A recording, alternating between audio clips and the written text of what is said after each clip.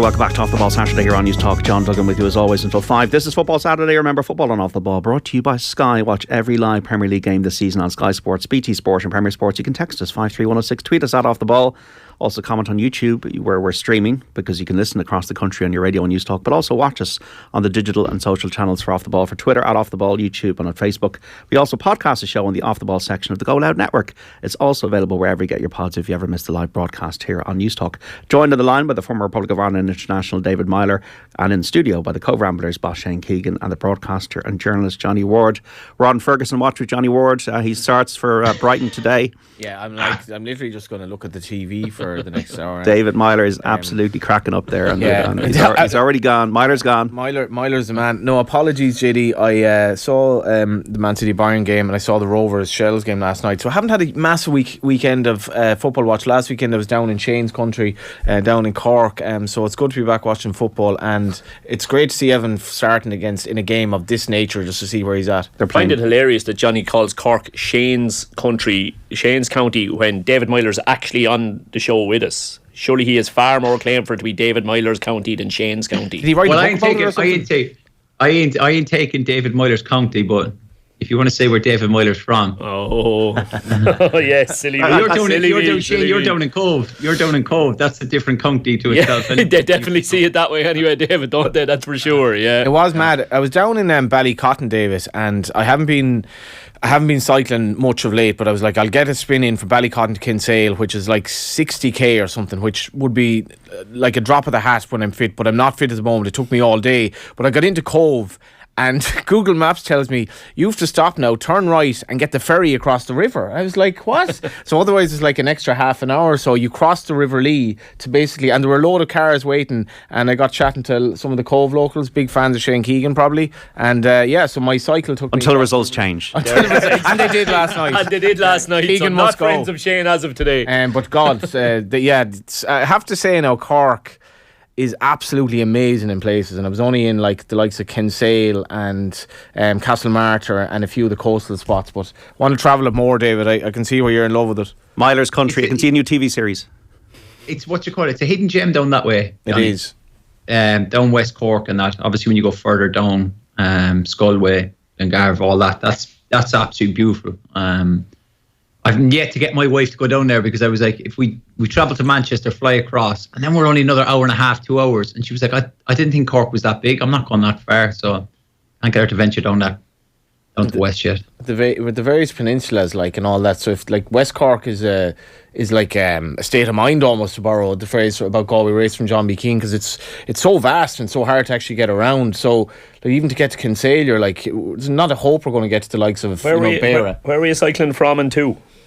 Ballycotton to Kinsale, which really isn't that far. So you essentially you bypass Cork City, but you go through Carrigaline more or less. But Cobh was the tricky one, because I came into Cobh, I was kind of looking around, and it's a unique place, Cobh. Really, it's kind of very unique. Yeah, like it's not because we went down the Monday before last. And we actually stayed down. We were training that night, but my wife Roisin and our young fella Connor came down, and we stayed in a hotel overnight.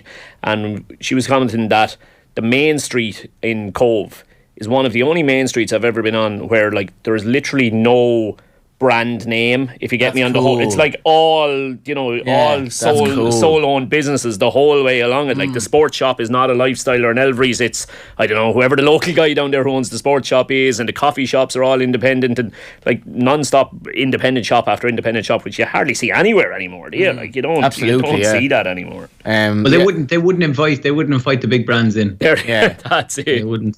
That's it. What was it, like Irish by birth, Cork by the grace of God, or something like that? But that's the Cork loving done for the next 10 years anyway. Did you holiday down in the West Cork when you were young, David?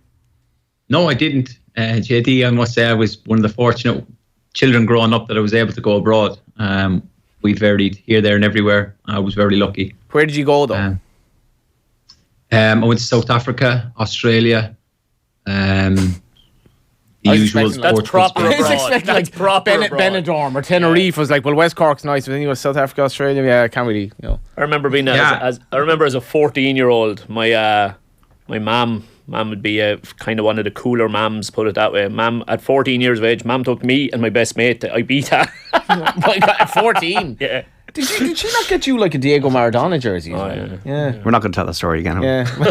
No, not again. No, Johnny. It's got enough. Yeah, I was lucky because my mum likes to explore the world. She likes to visit different places. So like I've done all Table Mountain, Cape Town, all that. Then done Sydney, Melbourne.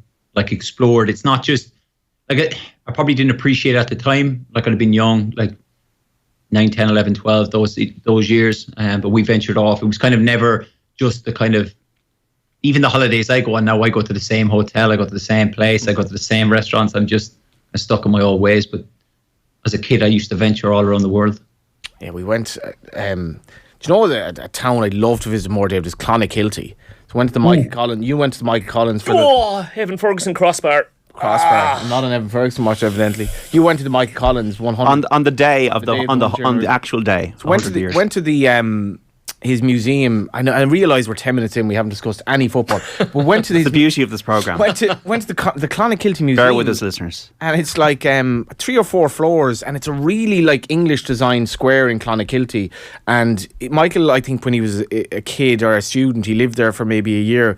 So fascinating, and I just had to go because we didn't have time to do it properly. You could spend like 4 hours there, a letter that O'Donovan Rossa wrote to his wife in America in about 1860 or something, and he was on about the early days of their marriage, and he said when the two of us had so much to say and we said next to nothing, which is exactly the opposite of the show, really, of course. Absolutely. Johnny's auditioning for being the new host of the history show, I think. No, I think it's more Johnny's Ireland, where he travels around Ireland. Imagine doing a Tommy Tiernan type like tour of Evan Ferguson's hit the bar. TV producers take note. Aston Villa 3, Newcastle 0. Chelsea 0, Brighton 0, Everton 0, Fulham 0, Southampton 0, Crystal Palace 0, Wolves 0, Brentford 0. In the Championship, Sheffield United beat Cardiff 4-1 earlier on. Blackpool lead Wigan 1-0. Watford 1, Bristol City 0. Oddie Watkins scored twice. Villa are 6 points only off the Champions League spots, Shane Keegan. They were fantastic. I only got to see the first 45 before jumping in the car to come up here, JD, but they were absolutely outstanding in the first half. They really, really were. I, for one reason or another, I don't know, have they been on telly a huge amount? I definitely haven't seen Villa much this season. And they kind of probably flew under my radar up until maybe a week or two ago, and I looked at the table and I was like, geez, I hadn't realised they'd rise so far. And yeah, I stuck it on for the first half today, and they were brilliant. They were absolutely brilliant. Moreno, the left back, geez, he is a serious player. He was bombing forward, absolutely raiding forward. And then the obvious one is Ollie Watkins is in the form of his life. Like, he scored 2. Did you see the goal he didn't score? Absolutely superb assist. So for Ramsey's, the ball comes in and he kind of realises in mid-air, I can't really get my head around this to get a header on target, even though he's only 5, he's inside the 6-yard box, maybe 4 yards out. So he manages to kind of pirouette in the air and head the ball backwards instead, straight into Ramsey's path, and Ramsey blasted it home. But Unai Emery, what a job he's doing, like, absolutely superb, to be fair to them. What position were they in when he took over? Because they're obviously they're only a couple of points off now. 17th, weren't they? I think they were 17th. Beautiful. It's quite remarkable what he's done, Unai Emery, and I'm actually so happy for him, because obviously his time at Arsenal didn't work out, and then he goes to Villarreal, and obviously they beat United in the Europa League. But then to come back to the Premier League, and a team, in fairness, we're struggling. The turnaround has been just remarkable, and as Shane there said, like, all players have found a new lease of life and they've just kicked on. Ollie Watkins is probably most informed English striker in the Premier League. Yeah, 14 Premier League goals. And it's not like the players are all new. Dendoncker is the only player who came into the team today. It's been pretty much the same cast of characters that Steven Gerrard had, you know. Danny Ings has left. And look, Newcastle, they're going to have these types of results. They can't be on the run they've been on as well all season. But it's just interesting because when I'm looking at the top 4, I'm looking at Villa now, Spurs, we're going to find out how they do against Bournemouth today. Man United now definitely got questions to answer with Martinez out for the rest of the season. Varane's going to be out for a few weeks. It's back to Harry Maguire, Luke Shaw, Victor Lindelof to carry them through.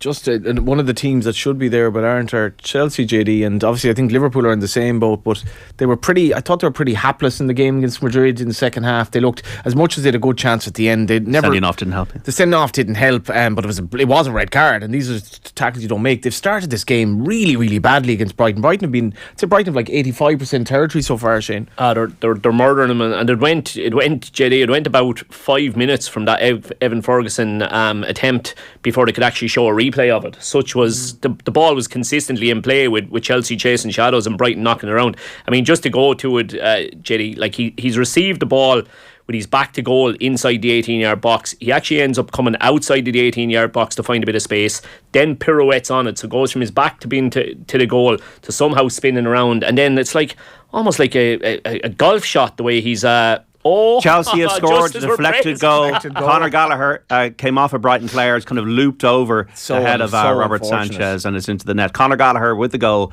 Chelsea won, Brighton 0. That was a horrible deflection, in fairness. The keeper seemed to be in mid-air when the ball changed flight completely, and it's so disappointing because, as we said, to be fair, we look like fools now, but Brighton had been brilliant for the first 10, and as I said, that Evan Ferguson effort was absolutely brilliant. So unlucky the way it's hit the crossbar and come back at him, but yeah, look, first time Chelsea have probably got out of their own half. We're just seeing the replay here, and this is, we know what the crack is with Brighton. It's high risk, high reward the way they press, and it's just a really bad deflection off Dunk, is it? Yeah, flicked over the head of Robert Sanchez, as I said there. Yeah, like they're not going to do it against Real Madrid, are they, David Meyler? But Man City, on the other hand, are looking good in the Champions League. You can never say never. No. Like if you looked at even when Chelsea played the other night, like they had chances early on. That one, certainly when João Felix was put through by Kante, he needs to cut across Militao, kind of take him out, and he could potentially be brought down. And they did create some chances, but then like it just became so stretched. But on the other hand, then as you said, Man City, like they're fighting on all fronts for like the treble. Could they do it? I think they potentially could. Certainly a 3-0 victory was very impressive, and you just look at the squad depth they have.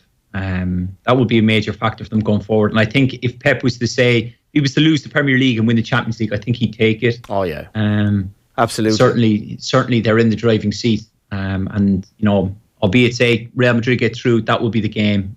Because I think both sides between City and Madrid would brush up the other side quite easily. Then again, in a one-off game, you never know. But I'd fancy whoever wins that semi-final of City Madrid will go on to win it. Jack Grealish deserves a lot of credit, doesn't David Meyler? I know he's got a bit of a Jack the Lad reputation, but his performances have been sensational since the World Cup. They have, and the biggest thing I've noticed with Grealish's performances is the amount of work he's doing off the ball and tracking back. Obviously, Pep has these huge demands he puts on his players. Obviously, you see them; they play this effortless football of tiki-taka style, knocking it around. But the amount of times we're now seeing Grealish run 60, 70 yards back to make a last-ditch tackle when, Man City get caught high up in possession and they're on the back foot and they're looking back at their own goal. And Grealish is one of the boys getting back. That's something we would never associate him with his time at Villa. And he's really kicking on. And look, his goals and his assists, he's really proven to be that £100 million player. But there was a lot of question marks over him. I do feel he's answered a lot of them, and I think he'll continue to get better under that development of Pep. It's a strange question to ask, David, but how does Haaland get better? I don't think he can. Is he when you're looking at someone, they can obviously develop their game. He's good at his hold up play. His link up is good. He's strong. He's quick. He can use his right foot, his left foot. He can head. There's not a whole lot. He has everything. Like I remember, it was only just the other day when he broke. What was it? The most goals scored in total goals scored across all competitions by an English representative in the Premier League. Obviously, he's broken that record. It flashed me back to when we were on the show talking about how many league goals would he finish up on. And now you look at it, they've got Leicester today at home. Like he could easily score 3 or 4 again. Like that's the scary part, and there's not a whole lot that he can improve on. It's just remarkable what he's done this season. I hadn't hadn't seen the bet, and Brighton went off strong favourites in this game at Chelsea, and they look like Chelsea don't seem to have an idea what to do against their press chain. They look all over the place, and it's probably one of the most fortuitous 1-0 leads I've seen in a game at this stage, in that they've had like one fluky goal and it's been all Brighton, and you'd hope Ferguson will get some joy. He looks full of confidence anyway, and corner for Brighton, and they've been playing exceptionally well. 53106. Hi John, a slight tangent, doesn't have a patch in your last 10 minutes of radio. Excellent impromptu radio, great crack, really enjoyable listening to that chat. Well, I don't want to... Must be from Cork. I don't want to discuss it like... Hey! Probably from Cobh. The only thing, John, is the numbers have shown that at this point this season compared to this point last season, Man City as a team have not scored any more goals than they had scored at this point last season, and have conceded more goals than they have at this point last seazen. But Shane, I made that point. I made the point at the start of the season when Haaland came in. It was like City scored over 100 goals, and I felt like we said, right, can they get a number 9 to get them the 30 plus goals, the replacement for Aguero? They always had your Fodens, your Mahrez, your De Bruynes, Bernardo Silvas. They were all getting, say, give or take 8 to 12 in between. But now Haaland has just come in and he's basically gone, right, I'll get 40 and the rest of you get your 5s and 6s. And I think City were always going to score loads of goals, but now it's just one man is scoring all of them. And I agree with you, they're conceding too many, and that's been a big issue. Yeah, and yet watching the game the other night, I mean, that was an incredibly impressive Man City performance the other night, and you'd have to feel they do. Well, they finished the tie. You'd have to, I know that I know it happened against Real Madrid last year that they didn't finish it ultimately, but they'll probably win over there.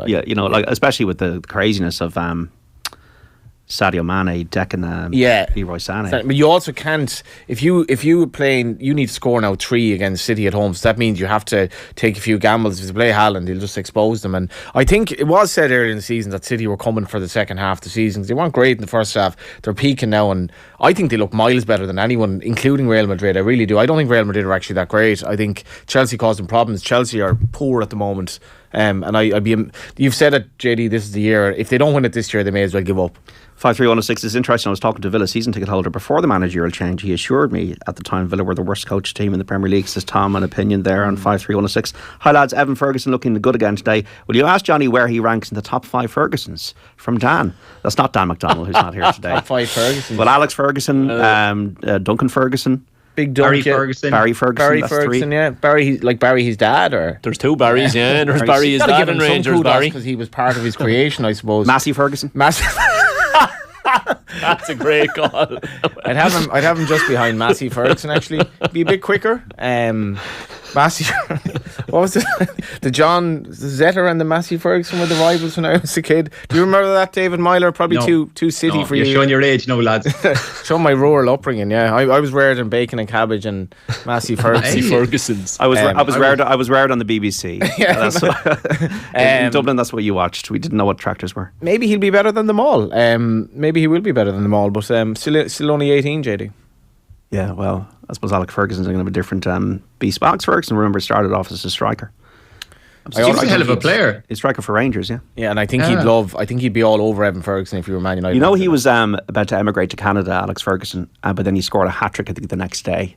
And that thing got him a move or something. It was like, but also he should have been sacked as Man United manager if you've any sort of parameter. And who's the man who saved him? Mark Robbins. 1990. Coventry manager. Yeah. There's I played under Mark. You played under him, did you? Yeah, incredible manager. Fantastic time for him. The way, like, what he's doing now, if you look back on a few years ago, 2017, they won League 2, the playoffs, they got promoted. Then he stayed in League 1, just missed out in the playoffs. Following season, went up as champions, and then he's just sustained them in the championship now, in the top half of the championship, all on quite a limited budget. He's got a coach in with him, Adi Vivash, who did a lot of his learning at Chelsea Academy and whatever, and he's brought him in, and he's done a fantastic job. And I could only say high things of him because he's a big three at the back believer, David, aren't they? I think.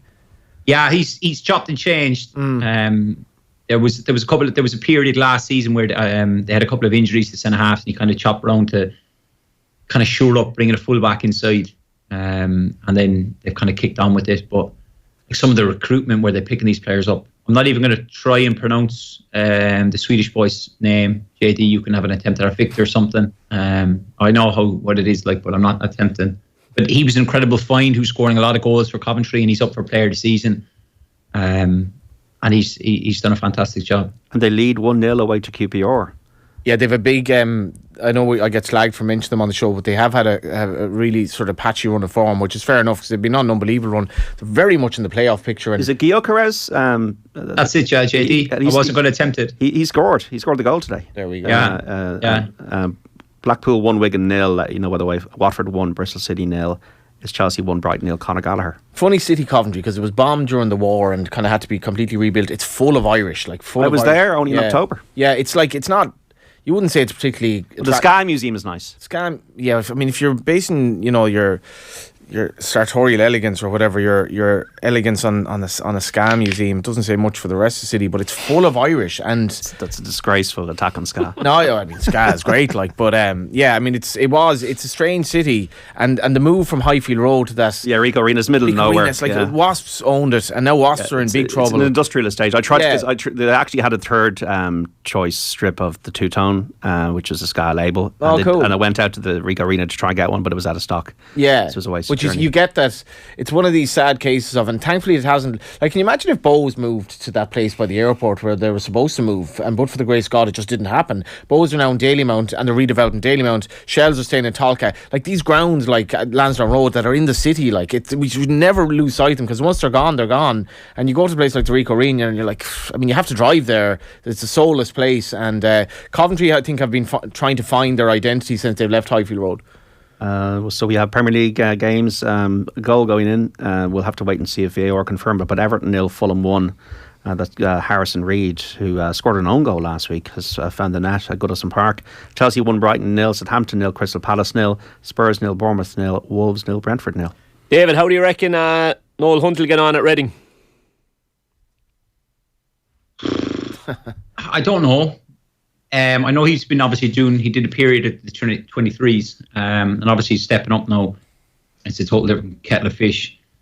See, they had a tough time with Paul Ince there recently because they had a lot of injuries, and obviously Ince's comments after kind of saying, well, I've got 7 or 8 first team players out and I'm playing a lot of young lads and they're on the way back, those players. So if he can get those back, you never know. Obviously the point deduction, it's just one of those clubs where there's kind of a couple of underlying issues going on. I think for now, it's just kind of safe pair of hands to kind of just navigate them through this and see if they can pick up points. But inevitably, if they don't, then they are looking at relegation and they will find themselves in League One. Dan was writing a piece, actually, I think it was today or during the week in the Independent, about the lack of Irish managers in the 92 clubs, and like Noel's one of the very, very few now, you know. What else we got? Mark Kennedy.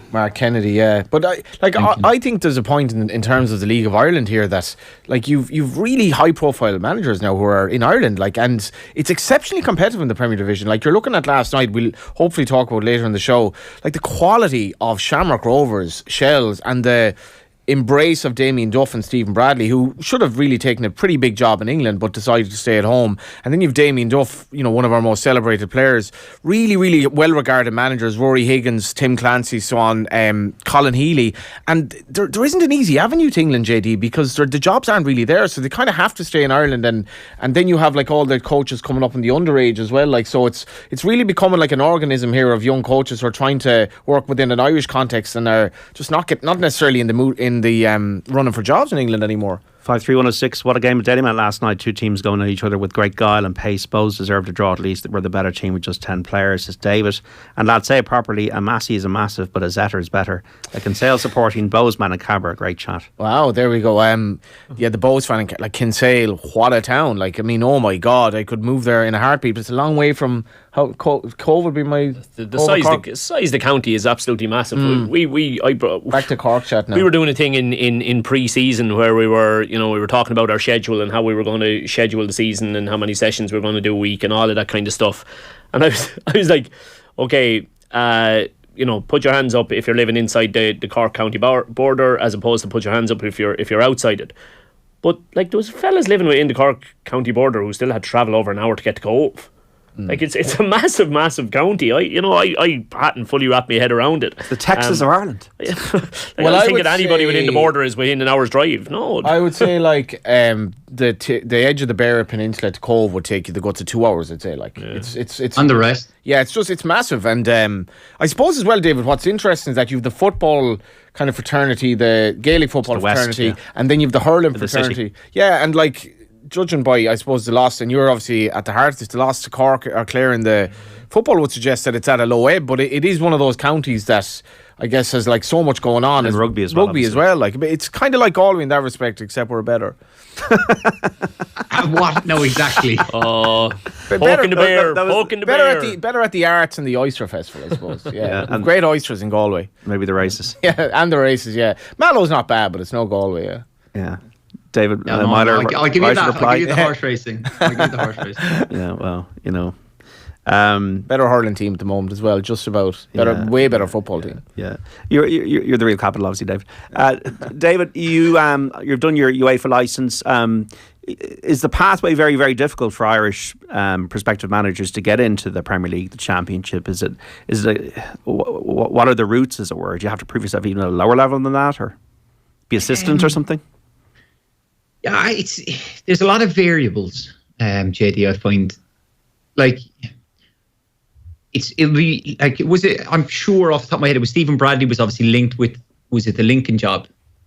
Am I right?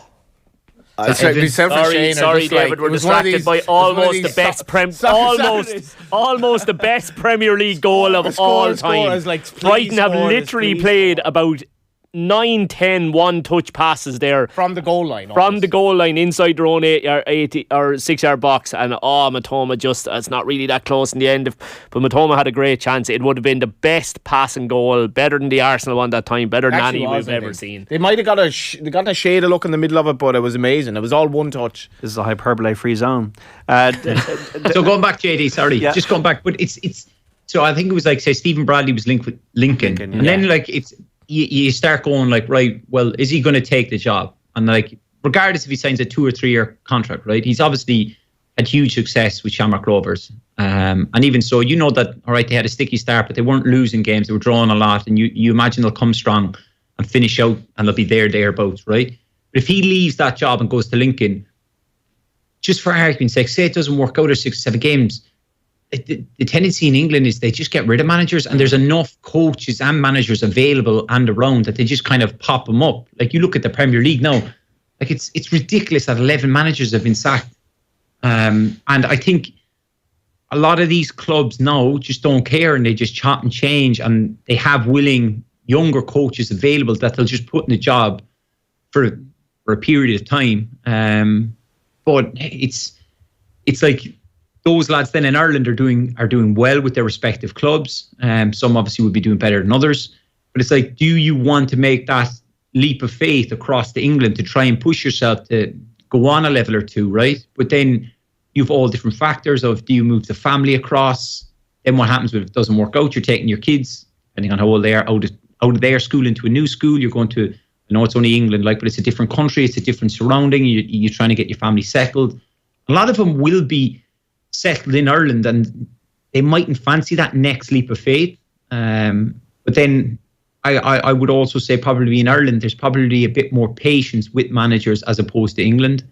Well, actually, on that, David, like this is the thing, and like in fairness to the League of Ireland clubs, they have a degree of kind of pragmatism about this. Like, what is the logic of constantly sacking managers? Like, and what is the logic then of a young manager, say David Meyler's first job, like, and Shane will look at the optics, or Shane will look at the XG, and he'll look at all the data and he'll say, David Meyler's done a pretty decent job there, room for improvement, but there's definite promise. But the results don't reflect that. And then he gets sacked, and then he sees Frank Lampard getting back in, even temporarily, at Chelsea, and like, this is just absolutely bonkers. Yeah, like, but there's a huge money and entertainment paradigm to that. Yeah. 9 times out of 10, 10, Johnny, all they're doing is they're appeasing the fans. Like, Yeah, they just and the want to fans get are- back in favour with the fans. And the easiest way to get back in favour with the fans is get rid of the fella whose head they're calling for. But going back to the point David was making... Was Tim Clancy under pressure, say 4 or 5 games ago? Absolutely he was. Now they're second in the table, right? They're second in the table. They've won 4 in the bounce and they drew away Rovers. But he was under pressure, like, because people said he was under pressure. Sure, again, Johnny, not to be raking over old coals, but how much pressure was Stephen Bradley on under once upon a time? He should have been sacked by any other. See, Rovers had at that did stage, incredibly they were well to stand by him. Rovers they'd had Pat Fillon, they had Stephen Kenny, they had Trevor Colley, and they're just like, we're not going to do another manager, we're going to give him time. Look at it now. And sometimes timing is everything. That you do arrive at a club at a time where they're, by hell or high water, we're going to stick by this guy. Steve Cooper at the moment. Steve Cooper at Forest. Yeah, very possible. But going back to the original point, I would love to see a manager come out of the League of Ireland and do really, really well across the water. The last one was probably Stephen Kenny, wasn't it? Well, it was Stephen and Nutsy. Ferman. Yeah, Pat Fenlon went across. He brought Dunfermline to a Mick cup O'Neill final. did well enough at Stoke, like, for a while, like, in fairness, and he did well in Northern Ireland, like. Yeah, he did, and I suppose I'm probably looking at him differently because he's, he wouldn't have been from the Republic, I suppose, in that sense. But like, I remember when Stephen was over there, you're looking, and even when Pat Fenlon was over there, you're looking and you're going, if they do a decent job here in the Scottish Premier, because they're Irish, it does kind of maybe automatically start getting you linked to the Celtic job. If a Celtic job started coming up and you were flying high with a team in the Scottish Premier, it's not do you know what? I would argue that Stephen and Pat were maybe only one step off being Celtic manager. Do you know what I mean? Do a really good job at the clubs they're at, and that gig could possibly come up. Oh, this is unbelievable from Evan Ferguson, like, and it results in yet another save. Like, Shane talking through this, I hope he's not he's gone down, actually. I love it, Johnny. We were kind of making a joke about this on the radio, that you were on Evan Ferguson watch, but it's just taking a life of its own. And No, look, watch this play. Okay, I mean, Shane, I'm not watch this play, right? Feint dummy, quick 1-2, right, into the box. Got a score, obviously. Doesn't do much wrong. Oh, he doesn't do anything wrong. That is so a how is he brilliant not? save. How are Chelsea 1-0 up here? Honestly, that is top class again from Evan Ferguson. In fairness to Johnny, he's not getting excited over nothing. That is top class, but he's hurt. oh, the dink. Yeah, I think he goes down on his arm here. Sorry, David. You just have great to bear with great us, save from Kepa. Evan Ferguson header there. Chelsea won Brighton. He's not the type to go down. No, his hand has gone straight up, lads. Yeah. I'm just jealous that you get the 3 o'clock football. What a job! What a job, JD. Well, I mean, you're living vicariously, or we're living vicariously. I can't remember what the. Lads, we have a problem here. Conor Brennan on Twitter. Kieran McKenna from Fermanagh looking good to get the free scoring. Ipswich Town promoted to the Championship this year. Come on, the Tractor Boys. That's right. He's someone that slips under the radar. Yeah. He was at Man United, wasn't he? Yeah, with Solskjaer. But I think I've said before, I would have just threw it's actually a penalty, pretty much. He more or less kicks him in the chest. Johnny, will you cop yourself off? Is it Shane? On VAR, like, he literally kicks him in the chest. I don't know. I had Tottenham 1, Bournemouth 0. Just let you know, bringing you up to speed on the 3 o'clock games. Son has scored for Spurs. Fulham, that goal stood. Harrison Reid 1-0 up away to Everton. And Evan Ferguson getting treatment at the moment. Chelsea 1, Brighton 0. 6-yard box. I don't think there's too many clubs, David, that look across this way, really, when it comes to managerial searches, though. Like the Stephen Bradley Lincoln one is a bit of a rarity, really, so it is. There's so many managers over there. I would have known he's actually still CEO at Shrewsbury Town, but I remember the last time they got rid of their manager, it's a good few, well, probably not the last time now, actually, they've probably got rid of one or two since, but they got rid of a manager at one stage. I just sent him a message. Stephen was Dundalk manager at the time, doing unbelievably in Europe. And I sent him a message saying, listen, he could do a hell of a lot worse than looking at Stephen Kenny over here. And it was like, it wasn't really entertained as a thought, and less than a year later, Stephen Kenny's the Irish international manager, but I don't know, do they look across here for managerial talent? Such a global based league now. Diego Costa scored for Wolves 1-0 against Brentford. We're going to take a break with Johnny Ward and Shane Keegan in studio, and the great David Meyler on the line for Football Saturday. If you want to text us 53106, you can also tweet us. Is he walking away, JD? He's up. We're walking to that break now. Is he walking away? Let's take a break with Johnny Ward, the broadcaster and journalist, on the line, the former Republic of Ireland international midfielder David Meyler. Remember, Football and Off the Ball brought to you by Sky. Watch every live Premier League game this season on Sky Sports, BT Sport and Premier Sports. Just to bring you up to date on what's happening elsewhere in the world of sport. United Rugby Championship, the Emirates Lions 19, Leinster 14 after 35 minutes at the Emirates Airlines Park. In the TikTok Women's Six Nations, remember, Ireland-Italy kicks off at 4:45 in Parma. England lead Wales 38-3 in Cardiff into the second half. In the Women's Premier Division, sponsored by SSE Electricity, Shelbourne 1, Treaty United 0. coming up to the end there. Noel Murray with the goal for Shells. DLR Waves play Sligo at 4 at the UCD Bowl. The Division 2 final in the Women's Football League.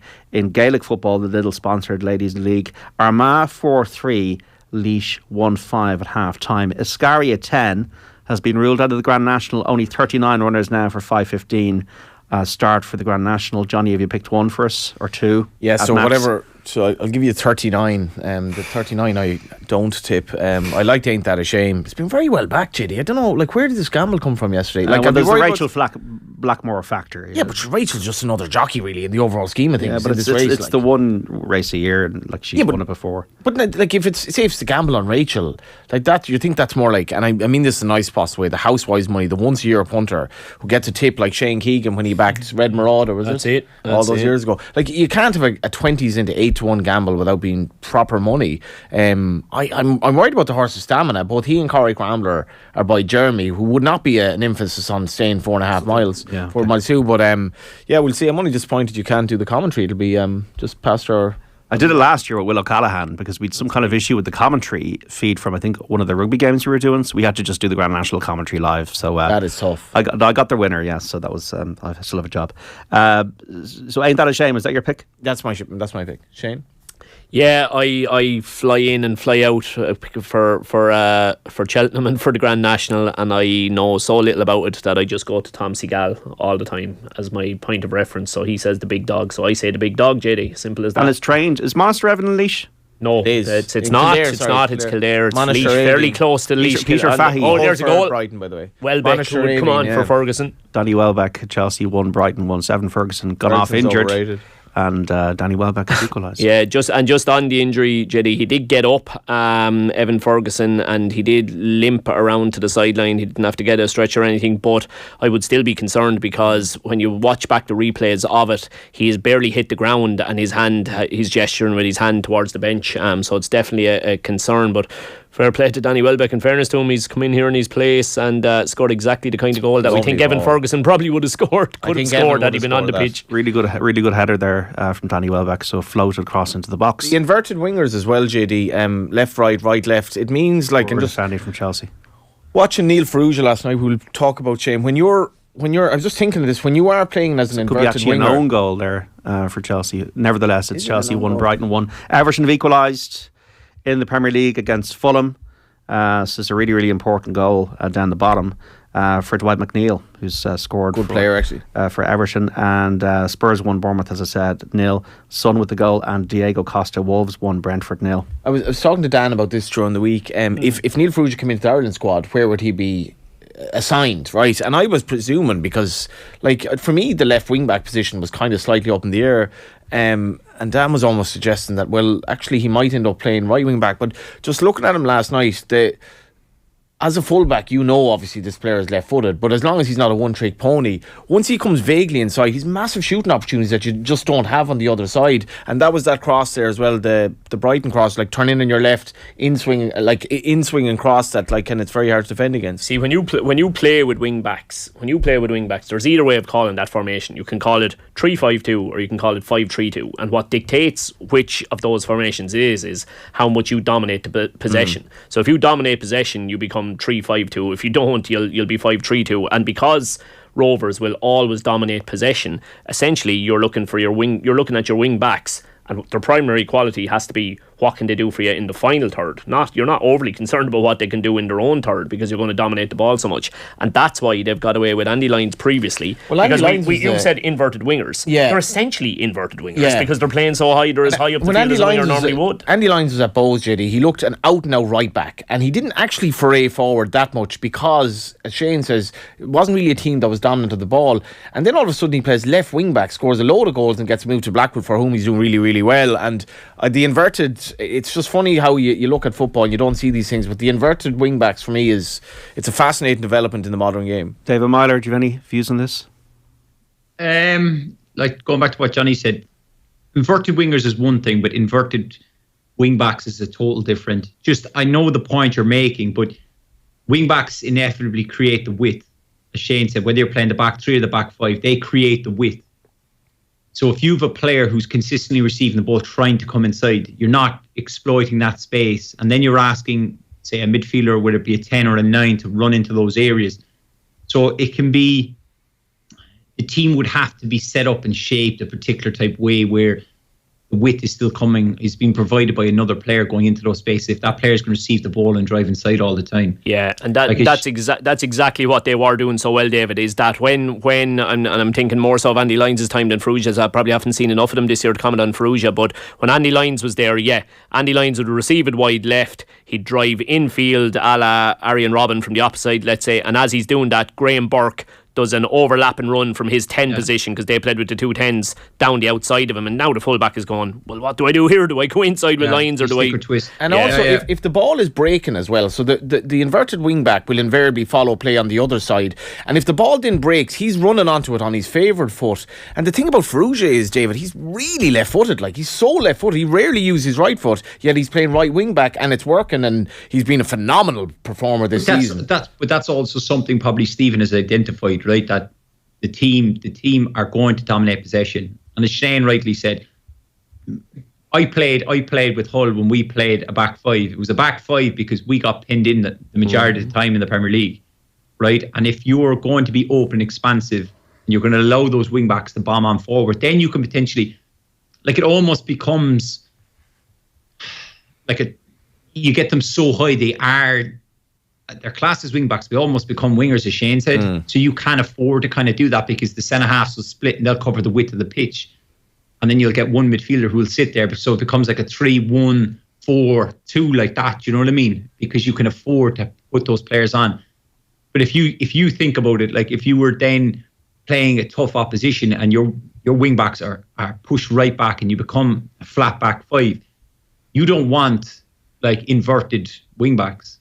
Yeah. Because they'll just take you on the outside the whole time, and you know that you're going onto their weak foot. So there is a lot of it comes down to the structure. There is a downside to it, David. Like, I can't. Is he left or right? If he comes into the Ireland picture, is he left or right? I think at a higher level you end up playing, like, you end up on your natural foot. Like, at the moment, Andy Lyons is more, like, because Andy Lyons is back playing on the right foot, Blackpool. Yeah. And you do get found out who. Johnny, you're better at remembering opposition teams. Remember, Shamrock Rovers played a game in Europe last year, and somebody tried to pass the ball out to Lyons, and the ball got intercepted, and they ran through and scored. And Belgium team, was it Belgium? Could have been Molde, was it? And then somebody ate Andy Lyons for his position. Yeah, I actually can't remember. At the time. And that's it. It's, the real strength is over the halfway line. It becomes a different story on the defensive side. What are you playing at the moment? 3 or? We're bouncing between the two, yeah. Just on that, we had a comment here on YouTube from Damien. Hi, John. Could you ask Shane Keegan why he was booked last night during the Cobh game, and why one of his backroom team was sent off? It was hard to see any incident at the time. Obviously an Athlone fan. I hate raking over stuff, and I haven't had a chance to see it back in video yet to see whether I'm right. You're going to do an Arsene Wenger. I didn't see the incident I was involved in. JT, most people don't see the incident when they're on the telly or getting interviewed after. I haven't had, because I can tell you, right? Obviously, say with Cobh, etc., it's different. But when you go Premier League Championship, right, you have an analyst live coding the game, right? You usually have someone on the bench who's access to technology that they can send clips down, right? And like when the Premier League and Championship managers go, I haven't seen that one back. You've seen it back. Yeah, we had in Europa League. We had in Europa League games with Dundalk that you had instant. You had an iPad built into your share in the Aviva, and you had the game was being shown on the iPad as well, and you could just grab the cursor and drag it back, and therefore you could just literally see from 30 seconds previous to the last 30 seconds. You could watch it back. It was a dream. Cobh don't have those facilities. We didn't quite have that last night. We didn't quite have that last night. Shane might not have seen it back. No. One of my players had the ball. Look, it wouldn't have influenced the result one way or another, but I was infuriated at the time. One of my players had the ball, and I felt he was fouled. And as tends to happen when free is not given, 30 seconds later the ball was in the back of the net. So just a matter of interest though.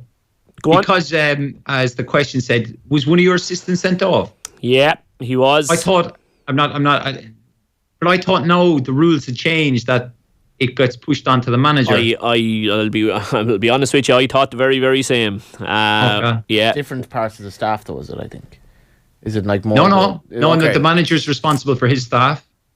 Yeah. So like that there, if you remember for a long time, it used to be the manager said nothing and his assistant would be barking at the fourth official, the referee, kind of like, oh, well, if he gets sent off, look, it's not the end of the world, we'll keep the manager. But now they've kind of shaped it so So I wonder, was manager that the gets case of Stellini and De Zerbi last week? Collective They both responsibility. They both got the bullet in terms of getting a red card. Exactly, I was just going to say that. Yeah, sure. Stellini stood still during that second row, and yet he was the one sent to the stand. No, I'm with you, David, 100%. I fully expected when my assistant was given the red card, I expected the fourth official to turn around and tell me that I had to go up into the stand, but I didn't. So I'm not 100% sure what the crack is there, to be honest. Half times, Chelsea 1, Brighton 1. Evan Ferguson's gone off. Looks like an ankle injury. Everton 1, Fulham 1, Southampton 0, Crystal Palace 0, and Wolves 1, Brentford 0. The Spurs-Bournemouth game was delayed by 15 minutes. It's Tottenham 1, Bournemouth 0, Son with the goal. In the Championship, it ended Sheffield United 4, Cardiff 1. Blackpool 1, Wigan 0 is the latest. Half-time scores, Millwall 1, Preston 0. Big game around the playoff spots. QPR 0, Coventry 1. It's Reading 0, Burnley 0. Rotherham 0, Luton 1. Luton flying high. Stoke 1, West Brom 0 is the latest score. Half-time, Sunderland 1, Birmingham City 1. Swansea 0, Huddersfield 0. Watford 1, Bristol City 0. In Scotland, Hibernian 1, Hearts 0 a result in the Edinburgh Derby. Livingston St Johnstone 2-0 to Livingston. Motherwell lead Dundee United 1-0. Rangers 1, St Mirren 1 is the latest score. We also have Rugby Championship scores. Half-time, Emirates Lions 24, Leinster 14. Down in South Africa, in the Women's Six Nations, England lead Wales 50 points to 3 in Cardiff. We know who's going to win that tournament. In the Women's Premier Division, Shelbourne 1, Treaty United 0. And in the Lidl's Ladies National Football League Division 2 final, Armagh 4-3, Laois 1-5. Did you just say Lidl's there? Did they sponsor the competition? Lidl. Is that like a Dublin thing, Lidl's? It's Lidl, isn't it? L-I-D-L? Yeah. Wait, what did he say? He said, I like, put an S on the end of it. It's a real Dublin thing. Well, I think maybe... No, it's the Lidl. Yeah, okay, I'll listen.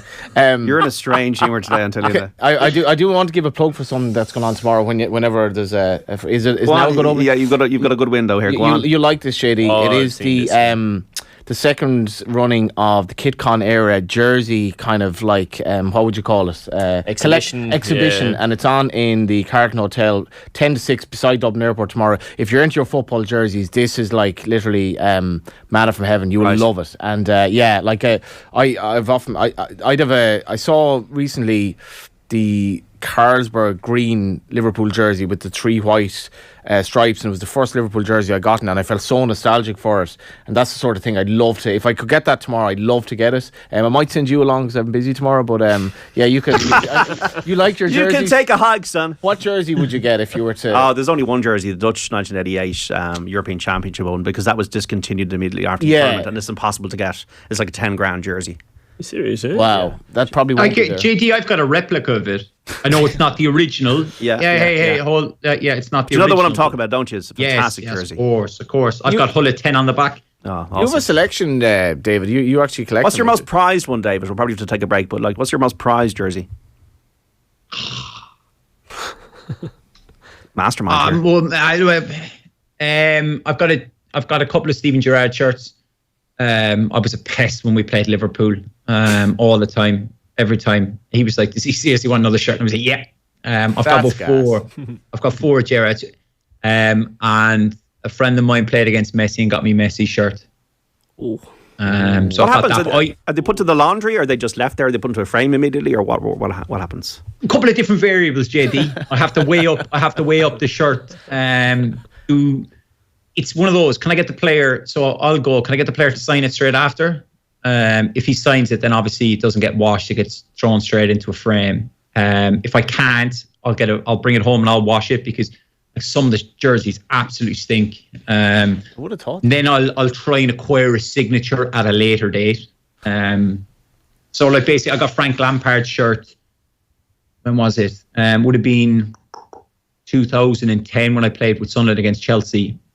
And then when I signed at Reading, the kitman at Reading had been kitman at Chelsea for about 20 years, and he knew Lampard really well. And one day he said to me, "Could you get hold of a couple of tickets for a particular Premier League game?" And I said, "Only if you get me Lampard to sign the shirt." And he said, "No problem." So I got him the tickets, and then he went into, this was when Frank was manager the first time, and he went to see him, and he whipped out a shirt, and he got him to David, best wishes, Frank Lampard. So it's just, it depends, because I've got Zlatan. I've got Zlatan's United one when we played in the League Cup, and it was quite funny. After the game, we were walking out in the changing rooms. You kind of go in this one way, and then they split either side.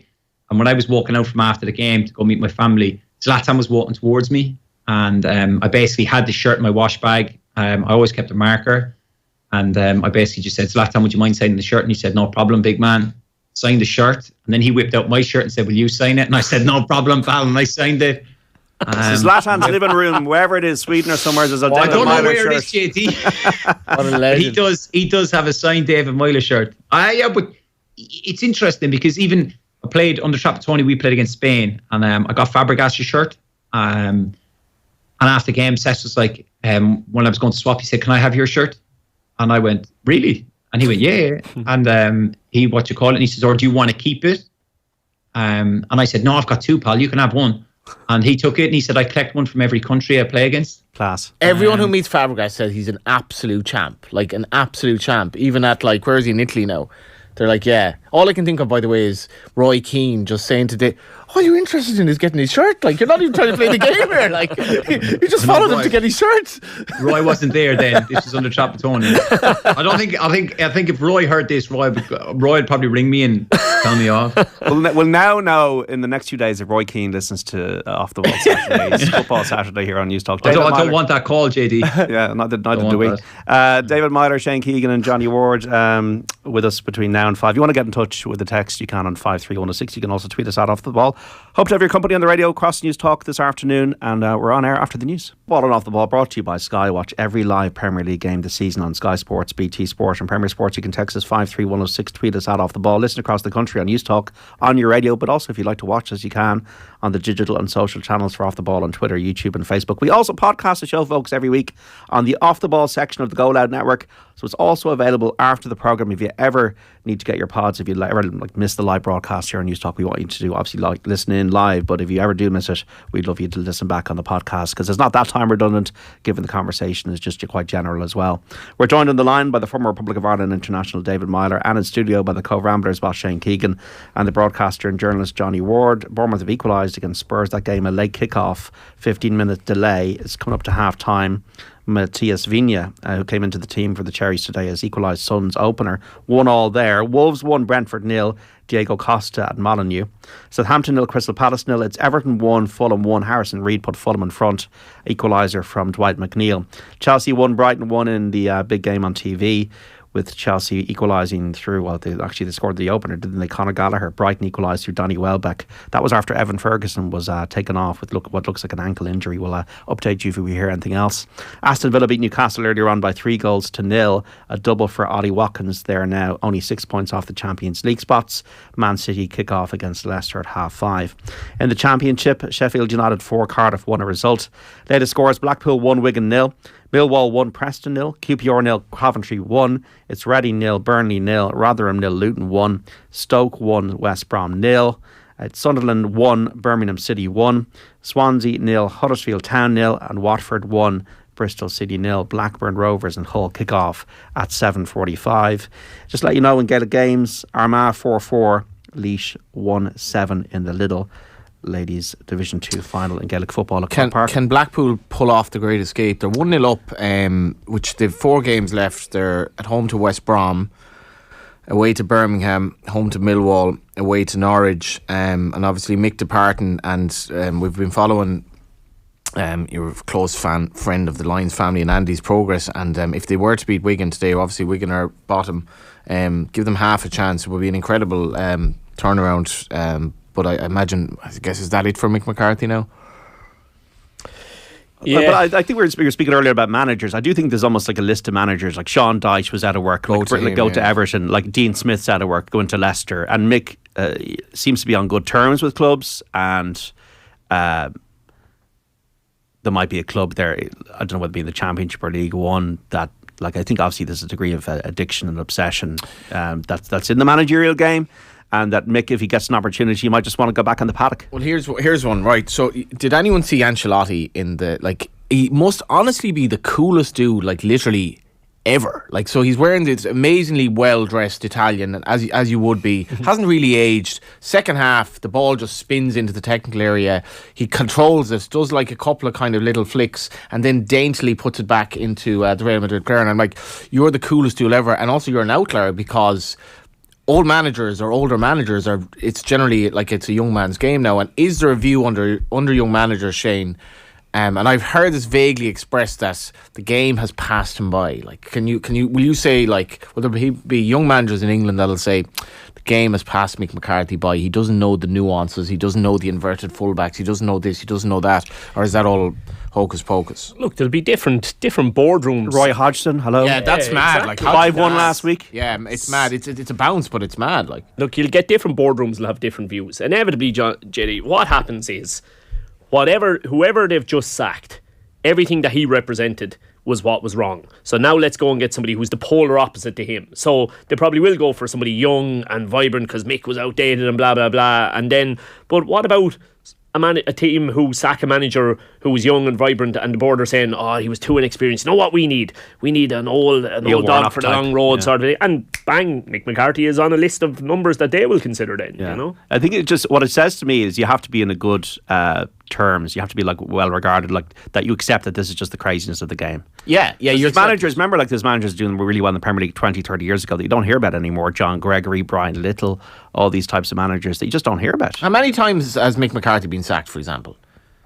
You just like, so imagine if you met a geezer down the pub and he goes, I've lost my job like 10 times. Like, right. But that's what I was going to say. The word, you know what I mean? The word sacked doesn't mean the same thing in football as it does in crazy. Normal football is corporate crazy. life. Well, Frank Lampard, look at Frank Lampard back at Chelsea. I find that, but I know it's an interim thing, and but it just there's an absurdity to. Yeah, I said to you before, what I've been told is that the day you sit down to negotiate your contract as manager of a club, the sole thing that you need to zone in on is what happens, how much money are you giving me, and over what period of time are you giving it to me on the day that you sack me? Because 9 times out of 10, this is how the relationship ends. You end up sacking me. That's how it works 9 in times football out of 10. management. Well, I'm just plugging that with my arts, but do you know what I mean? The vast majority. 10 times out of 10.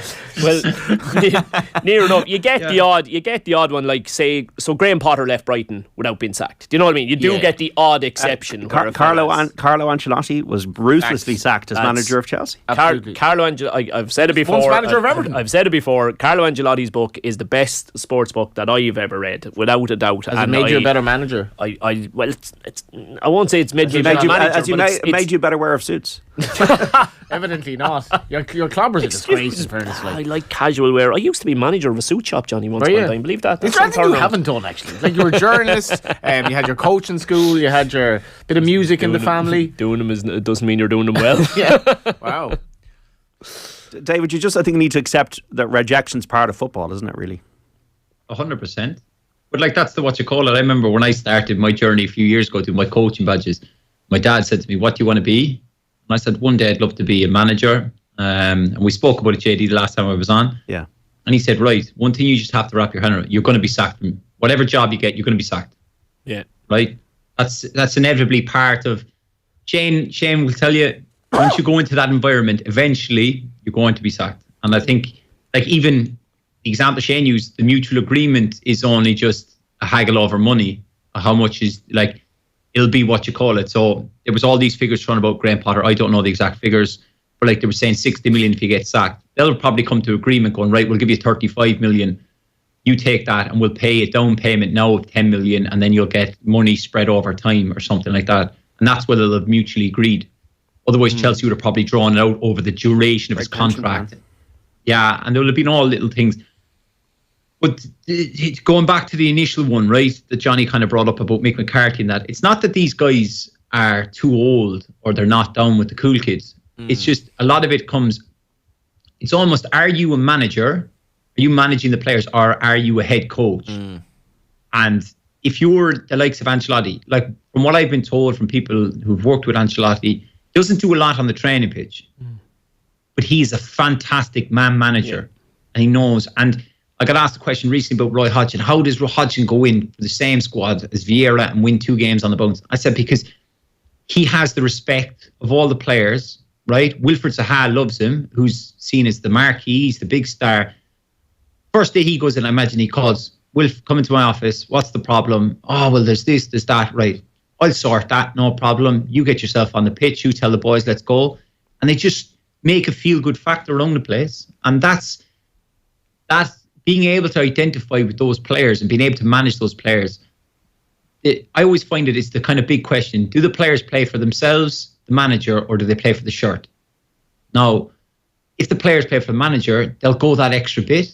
When they play for the club, they'll give it their all, but deep down, they're probably questioning the manager, and there can be that little breakdown. And if they're playing for themselves, well, that's not good for anyone.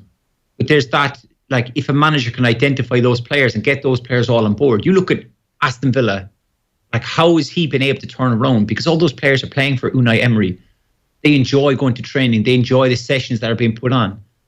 Like, it obviously became stale with Steven Gerrard at some point, but then now he's come in and he's evolved them, and the players are excited, and there's a great leap. Like, you can imagine if he's there for the next 3 or 4 years, they'll finish Europa League. They'll probably go on and win the Europa League because he's such an incredible record in it. And he was a failure at Arsenal. Well, you say he was a failure, but that will go that. Has he? You look at his time at Sevilla. He probably never had those huge stars. Then goes to Arsenal, and you've got to deal with Mavericks. And also the end of the Wenger era as well. Yeah, just coming out. Of course, and there's the hangover. Yeah. If you look at someone like Ancelotti, you don't become manager at Chelsea, Bayern, PSG, Real Madrid, AC Milan, and you work with the caliber of players he's worked with. You never hear anyone say a bad word about him, do you? Yeah. I know. That's the fascinating thing. Like, they're talking about Brazil now with Ancelotti. Now. He could be the first. I don't think that Brazil have ever had a foreign manager. No, they've not. No, not even Portuguese. No, I don't think so. It's all Brazilians. Wow, which they need. Obviously, just it's again just to emphasise how mad of an industry it is, Jetty. So I remember. So I did 5 years at Wexford, and for the first 4 of those 5 years, I was part time. So I had a day job, right? And on winning the league in the 4th year, Mick, as we the league wrapped up with a couple of games left, Mick Wallace gave me an offer to go full time. So, like, in my head, to a certain extent, this was me achieving a life's ambition. I'm about to become a full time manager. This is what I've worked towards. Our next game was against Dundalk in a cup game, actually, and we went for something to eat upstairs, as Mick does down at Wexford. There was something to eat upstairs. I was sitting down with Stephen Kenny, and I said to Stephen, I've actually just accepted an offer from Mick during the week to go full time as of next year. And Stephen's reaction is, "What are you doing that for?" Honestly, he said, "What are you doing that for?" And I said, "Oh no, I'd love to give it a go." And he said, "Oh, it'll change everything for you. It's a different world when it's your food and drink." And I'll tell you, it is. He was 100% right. He was 100% right. I genuinely don't know would I ever want to go full time in management again, because it's just when you know that your ability to bring home a paycheck at the end of the week for the following week is dependent on your result that Friday night. It's a whole different world. And the other thing as well is when you go full time, like as a manager, your working week is never done. There is always more that can be done. There's another game that can be watched. There's another player that can be watched. And when you're full-time, I don't know if I can talk for every manager, but I felt I had to justify my existence as a full-time manager by spending 16, 17 hours a day doing everything I could to help try and take the club forward. I'm a full-time manager. I need to spend every minute figuring out how can I make us better? How can we do better? Whereas when you're part-time, you have that bit more detachment. Firstly, you have a day job, which regardless of how Friday night goes, you're still going to have that wage. And secondly, you don't feel like it has to consume every moment of your life. It's also going to have an impact on your relationships outside of that. Massively so. Massively so. And that's kind of what I'm getting at as well. It's definitely, it's a far healthier. I find my current setup where I have a Monday to Friday 9 to 5 a far healthier existence. Definitely, there's more balance. Naturally enough, there's more balance there. And even just jump in. Yeah. Just would from your experience at Wexford, Shane. Yep. Like obviously you've learned an awful lot from it, right? But going forward, would you not make the same mistakes? Or mistakes is probably the wrong word to use, but like do you learn from that experience if an opportunity came? You would definitely, you would learn. Listen, you would learn massively, and it'd be the one thing that I would regard myself as being pretty good at is, when things go wrong, I would be on the floor. I wouldn't say I'd do this instantly after something goes wrong, but say after I would have got the bullet at Galway, right? you're on the floor for a couple of weeks, David, but I would then have said, right, time for self-pity is over now. Now it's time to get the journal out and literally write down your lessons learned. And write down all the stuff that you've figured out and why has it come to this situation and all of those things. And I mean, then when you go into a new job, the first thing you do is go back to that book. Okay, what were those lessons learned? Because they won't stay fresh in the memory, and you do need to have them written down. You do need to refer back to them. And that would definitely help. Do I think that I'm capable of not allowing... If I went full-time manager again, do I think I'm capable of not allowing it to become all-consuming again? I don't know if I'd be able to back myself to do that now, to be honest. That's the phrase. Very honest, Shane. That's the phrase, isn't it? Like I know I've used them before, but my dad is like leaving it at the front door. It's the hardest thing, and it's something I've struggled with, and I still struggle with now, even though like I coach with Hull under 15s and the Ireland 17s. It's like you become engrossed in it because and it can be detrimental to you. Yeah, and there's a sense of detachment now where, everybody at the club knows, right, Shane's got a day job. We try not as best as we can not be bothering him constantly. Whereas at Galway, their phone, honest, there was days at the end of the day where I was going into my call log and I was able to look down and I would have either made or received upwards of 100 phone calls within that day.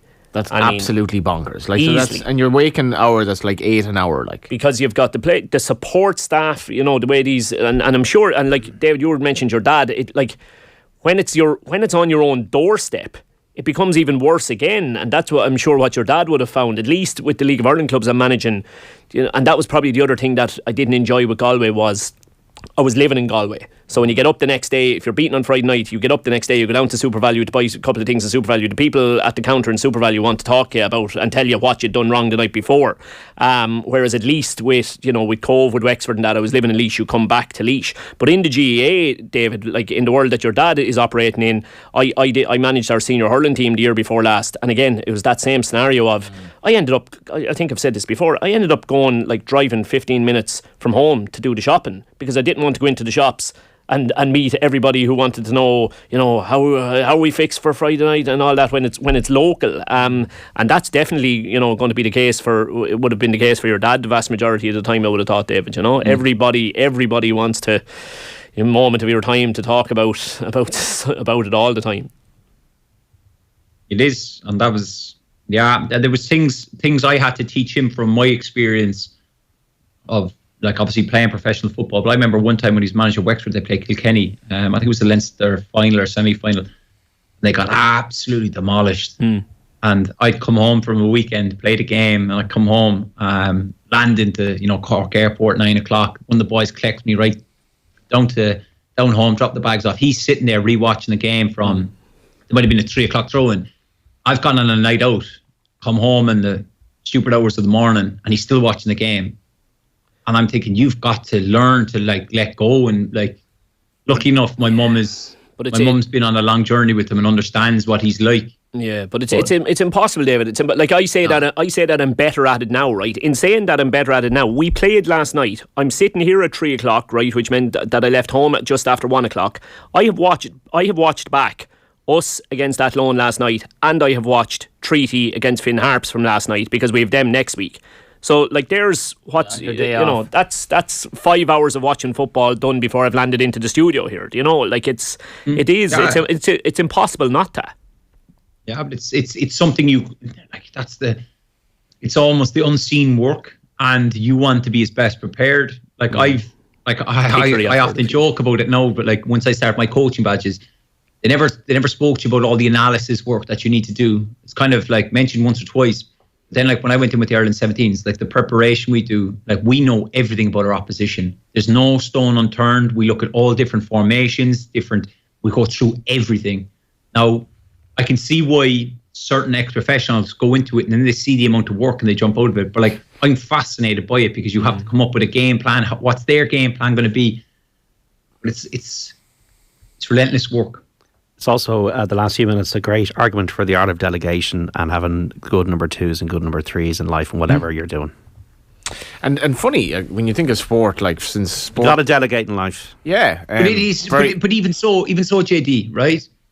Like, I agree with you. You've got to delegate, but you've got to delegate to the right people. People you can trust. You've got to find people you can trust. Yeah, and that's the big thing. You've got very to be hard able to at see times, the game. You've got to be able to see the game the same way. And you can delegate. I agree with you. You can delegate some of the workload. I'm blessed at the moment to have fantastic staff with me at Cobh. You can delegate the workload. You can't delegate the conversations. You are the person who has to have the conversation with everybody, and that's what takes up the vast majority of my day, is the conversations, the various different conversations that you have to have, upwards with people at board level, downwards with staff, downwards with players, talking to other managers, trying to get deals done. You're the only person who can have all of those conversations. Nobody else. You can't delegate those to anyone else. Yeah, and it's funny when you think sports since it began was primarily almost always part-time until then it edged towards, like, people were supposed to play sport at the weekend, they trained a bit during the weekend, they had a normal job to actually keep their minds on the things that matter in life. And when you think about it, the life of a professional sports person is mad. Like, it's literally, I went to Shamrock Rovers training session and the coaching staff just said, do you want to come along and see us train? I was like, if I were a player or manager, I would get so bored by this. Like, just training like 5 times a week, same thing over and over. That's the other argument for not being full time. That's why, like, GA wise, JD, like, sometimes I hear people saying, you know, the players should be pushing for full time. Players need to be careful what they're wishing for. I think they have the perfect existence. If you're teaching in particular, if you're in like a reasonable, like where you have reasonable hours, like when you're a civil servant job where you have a bit of flexibility. But I was like, 15 years of a career already there when you finish hurling, whereas a soccer player has 15 years of nothingness other than soccer when they get to the end of it. And there's only so many coaching and media gigs, so how many people are left to it particularly? Now, look, at the higher level they've earned enough money, that is grand, but I'm talking about a League of Ireland player who commits 15 years of their life to full-time football. When they get to their mid-30s, like, they're starting from ground zero in life all over again. Yeah, they've nothing. Here's a stat for you as well, JD, from the game at Stamford Bridge. Shots today, Brighton 20, Chelsea 3. Well, Chelsea hadn't scored in their last 4 games. They did get a goal, which is a deflection, Conor Gallagher, to open the scoring. Evan Ferguson going off with an ankle problem. 70% possession to 30, by the way, but 20 shots to 3. Danny Welbeck equalising for Brighton. There have been goals in the Premier League. Everton won, Fulham 2 now, so Fulham back in front in that game. That's an interesting scoreline. So Harry Wilson, who came into the team for the Cottagers today, has scored at Goodison Park. Crystal Palace have scored at Southampton. They're 1-0 up. Just sprinting to safety under Roy Hodgson. Eberechi Eze with the goal. Spurs 1, Bournemouth 1.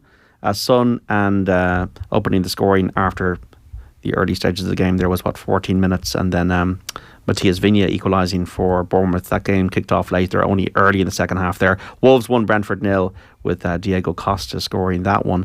Other sports news today. Davy Russell confirming he'll retire from racing again at the end of the Aintree races this afternoon. So he rides Galvin in the Grand National. Remember, he came out of retirement to help Gordon Elliott, the trainer, after Jack Kennedy broke his leg. But the Cork native, the All-Man, will retire after the Grand National. You have a bet? You have one picked out for the National, David Meyler? No, nothing. Okay. I was asked to ask David a question.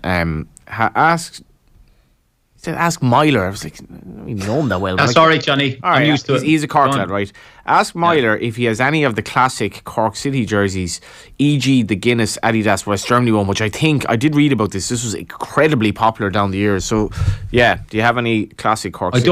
I don't have any classic. I have probably from 2005 when I started kind of featuring around. I have those shirts. All right. Obviously, they won the League of Ireland, but nothing back. You're talking kind of late or early 90s, late 80s. Those, I don't have those. I've seen some replicas float around and they look beautiful, but to get your hands on a classic one, I'd have to probably get in touch with Dave Barry. Dave, if you're listening, if you've got any shirts stored away in your thing there, can we get one off you? Any code as well, because Dave was more than just a soccer player. One of the greats. Yeah. One of the Cork greats. Yeah, All-Ireland. Fantastic football player. Yeah. Soccer player, everything. Yeah. Legend in Cork City All-Ireland titles in the 89 and 90. Armagh 4-9, Laois 2-10, a result from the Lidl Ladies National Football League Division 2 final. JD, I tell you, listen back. I wasn't imagining this. You added in a superfluous S. Yeah, but that was a mistake. That wasn't my. Then you kind of denied it, and then you kind of backtracked. And well, when you call someone, when you call the main man out, Johnny, you're gonna get shot back at. Yeah, you know what I mean. Yeah, the main man is David Meyler. I mean, after that, no, the main man is JD. That's what we're here for. We're here for JD. Yeah. Well, I've one of these chairs that makes me feel like that. So thank you, David. Shelbourne 1, Treaty United 0 full time for the Women's Premier Division. Noel Murray. DLR Waves 0, Sligo Rovers 0 is latest score. Wales 3, England 59 in the Women's Six Nations in Cardiff. Italy and Ireland 4:45 in Parma. And in the United Rugby Championship, Emirates Lions 36, Leinster 21. 53106. Hi John, will you ask David, did he ever go for a pint with the likes of Frank Lampard or Stephen Gerrard after matches like they do in rugby, says G. Nolan? No, there's a couple of traditions in rugby that I'm jealous of. So obviously I know a few of the lads who play for Ireland, kind of growing up in similar areas and having the same group of friends. I find it fascinating how they get together after games and have a few pints and all that. There's nothing like that in football. It's just kind of right, let's get out of here. I have come across Stevie in Portugal a couple of times. I played in his golf too, and I've had a couple of drinks with him. Great lad. Is he? Yeah. But yeah, I've always got on really well with him. That's probably true. Say Jordan, obviously playing with him for a long time, that he's kind of saying, well, if he gets on with him, he must be half all right. I suppose I can't really think of any high-profile player. I do remember meeting John O'Shea a long time before I really knew John. John was at Manchester United, and it just happened that I was out, and we had mutual friends or whatever, and I don't think anyone in the world would ever say a bad word about John O'Shea. Likes the horses, JD. He's a sound fella. I interviewed him once, and he drove me back to Newcastle, and all we spoke about was horses and golf, which is the best way to do it. Yeah, loves his horses. Yeah. Tried to rope me in to buy a few times. Didn't work. David's just too clever for that game, really. Yeah, it's one of the worst investments ever, and I've made many of them. Is investing in a horse, And I was actually making this point recently to Tom Weeks, the journalist in Limerick. I was like, Tom, you the luck I've had with horses. And he just stops me and he goes, No, that's exactly how it is. It's normal. You have awful luck. Everything goes wrong. That's normal. I was like, yeah, absolutely, all right. Aintree 145 today. John Bond, the 11-2 on favourite. Won that one, 225. West Balboa, 9-2 favourite. Great to see David Russell ride a winner today on Irish Point at 5-1 at the 3 o'clock. Sarah de Burle, who won at Cheltenham, was won again, 8-1 winner of the Grade 1 Liverpool hurdle under Mark Walsh for Gordon Elliott, who's at the double on the card. And the handicap chase there, Midnight River 15-2, 4-15. And Brighton have gone in front, 2-1 they lead now. This is away to Chelsea. So is it Enciso? Absolutely incredible strike. It just opened up for him nicely. And kind of everybody is roaring at him, have a go. But my God, from the minute it's left his boot, it's one of those ones that you describe as if they moved the goal back another 20 yards, it still would have easily managed to have gone that far. There seemed to be such power behind it. The Paraguayan Julio Enciso scoring, coming off the bench. 2-1 Brighton lead at Stamford Bridge. You were right about your stats, Johnny. I got well then I looked at the odds, and Brighton were heavy favourites this game, because I was texting the lads at 1-0. I was like, get on Brighton here. Chelsea are absolutely brutal, but the odds weren't even that great. Anyway, so I've gotten a text in, listening in off the record, but he's not named. The manager only takes a red for his coaching staff if the actual offender is unidentifiable. If he is unidentifiable, then they get penalised themselves. If he is identifiable, sorry. But I do remember John Caulfield, and I think the first game of the season was sent to the dugout for Ollie did, was it? I was like, everyone said it was Ollie. So then everyone knows it was Ollie, but maybe it wasn't Ollie because John Caulfield, because at one point Ollie Horgan had more yellows than any player in the division. But there we go. So that's from an unnamed fan of the show. David Meyler, you saw the goal. Was it you? No, JD, it's your boys. You want to do it? Right. Bournemouth are winning 2-1. Stop. Dominic Solanke. Oh my God. Yeah. So Aston Villa go and do you a favour in the morning. You'd think he'd capitalise on it, JD, but Fulham no. have scored a third against Everton. Daniel James coming into the team today has got the third one, always subject to VAR. Wolves have doubled their advantage against Brentford. Wolves 2-0 now. So that's a big result. Hwang Hee-chan scoring a Molyneux. So Wolves 2, Brentford 0, Spurs 1, Bournemouth 2, Southampton 0, Crystal Palace 2, Everton 1, Fulham 3, and Chelsea 1, Brighton 2. David Meyler, Johnny Ward and Shane Keegan on Football Saturday. We'll talk about Liverpool, Arsenal on the title race and Man United after this. You're welcome back to Off the Ball Saturday here on News Talk. John Duggan with you as always until 5. This is Football Saturday. Remember, football on Off the Ball brought to you by Sky. Watch every live Premier League game this season on Sky Sports, BT Sport and Premier Sports. You can text us 53106 with David Meyler on the line, the former Republic of Ireland international. And in studio, the Cobh Ramblers, boss Shane Keegan, and the broadcaster and journalist Johnny Ward. Very quick apology, sorry JD for interrupting. John Caulfield was sent off for what he said to the ref, not something Ollie Horgan did. My apologies to Ollie Horgan, but I think Ollie is like enough credit in the bank that he wouldn't have minded taking it anyway. Sorry about that, Ollie. Joe on YouTube, Mick McCarthy served consecutive 6-year stints at Wolves and Ipswich when the average lifespan of a manager was 15 months. Ipswich finished rock bottom after he left. Wolves suffered consecutive relegations, plummeting from Premier League to League One in less than 18 months after sacking Mick while still above the relegation zone. 2 sackings does not tell the story of those 12 years operating on a relative shoestring. Just want to read that David Meyler, Jurgen Klopp's quotes about Jude Bellingham and Liverpool kind of ceasing their interest in the hot property that he is, the England midfielder. We're not children. You wouldn't ask a 5-year-old what they want at Christmas, and if they say a Ferrari, you would not say, oh, that's a good idea. No, you'd say it's too expensive, you cannot drive it. If this kid spends the rest of his life upset he hasn't got a Ferrari, that'd be a sad life. So we cannot have 6 players this summer, every player being 100 million. You have to realise what you can do, and then you have got to work with it. It's about how much money you have, and you work with that. So Liverpool, champions of Europe in 2019.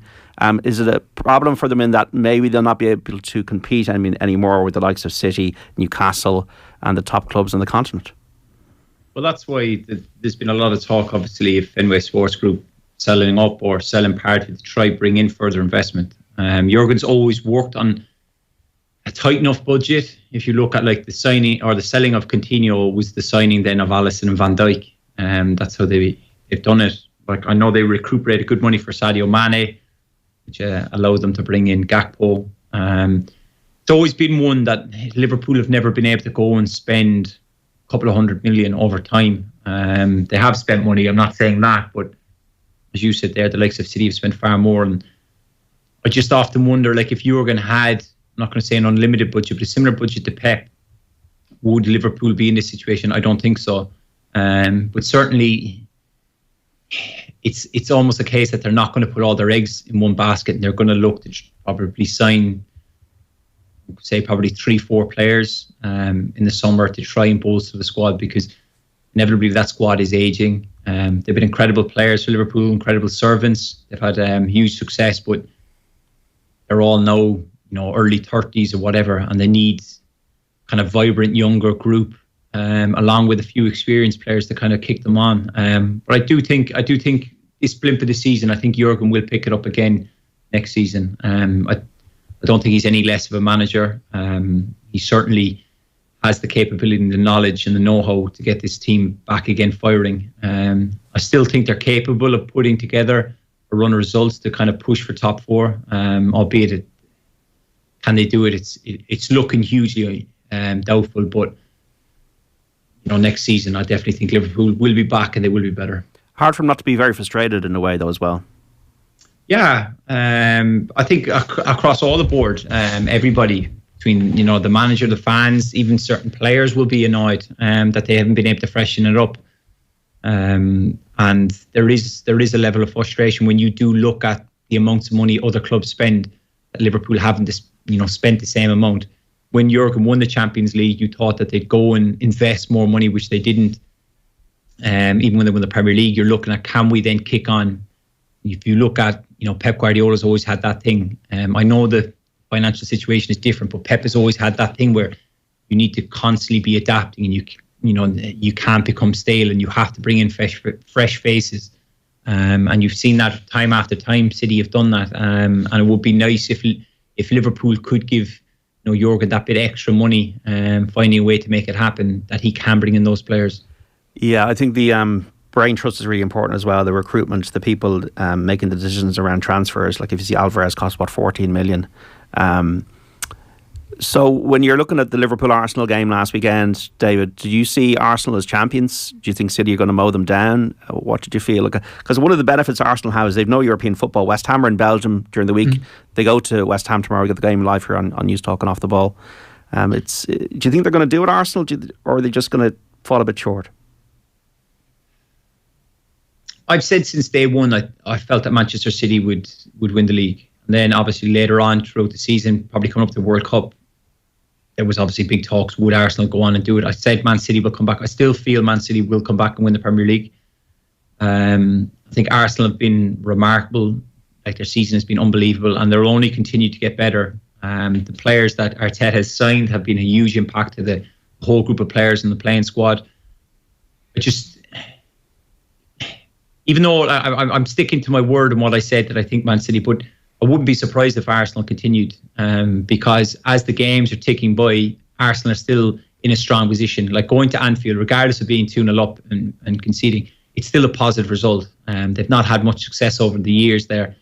So if you had said initially, we'll go there and we won't get beat, and we'll put in, a good performance, probably first half, and then obviously Ramsdale has to come up trump in the end to make some fantastic saves. But there's always been that big issue of going to Anfield for Arsenal, and I just, like, you expect them to go and beat West Ham tomorrow. Obviously, you said there about European football. Obviously, West Ham had that 1-1, which they'll be disappointed. I watched a good chunk of that game, and West Ham were very good in the opening, probably 50 minutes, but then kind of filtered off.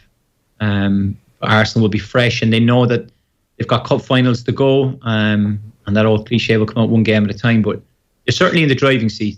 I still feel Man City have too much, and I think, like Johnny touched on earlier, I think they are peaking at the right time, City. What about Man United? Like, these are real defensive issues now they have with Martinez out for the rest of the season, Varane out for a few weeks. You got Harry Maguire, who you know well. Shaw, Lindelof will have to carry the can. Fernandes suspended for the game away to Seville. They threw away the 2-goal lead. Rashford has been out. They could be hitting turbulence.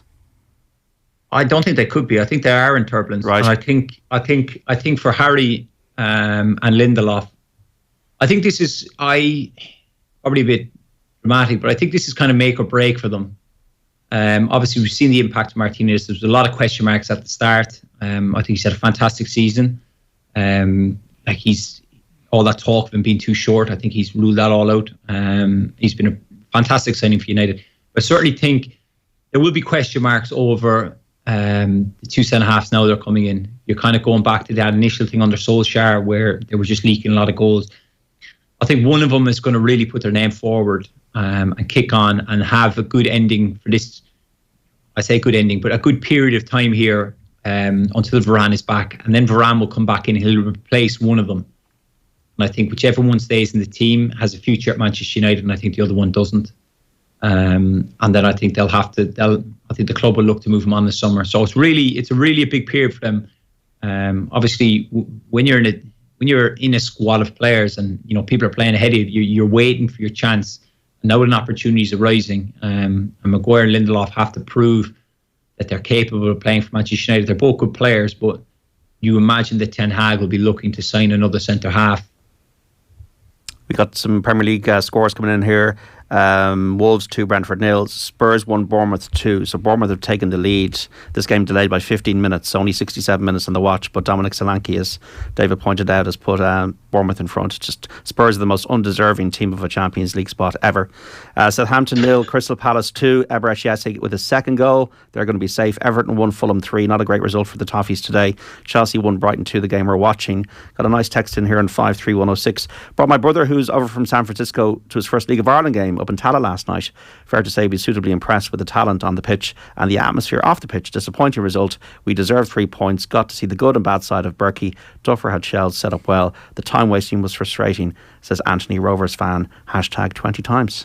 Yeah, like I've said a few times that I was at Ballinrobe last night, and sometimes I'm doing something else Friday night. I come back and I tend to try to watch the live game again or watch a game again, and the League of Ireland is in the place that, if not quite the place that I always aspired for it to be. It's not far off now. The quality of the play, like week in, week out, like Graham Burke, I mean, of all players, the own goal he got, but the quality of the play. Shamrock Rovers last night, and you love this, Shane, Shamrock Rovers played with Poom, Watts, Jack Byrne, Burke and Ferrugia in a sort of a midfield with Sean Kavanagh, who's not really a fullback, on the left. All absolute ballers.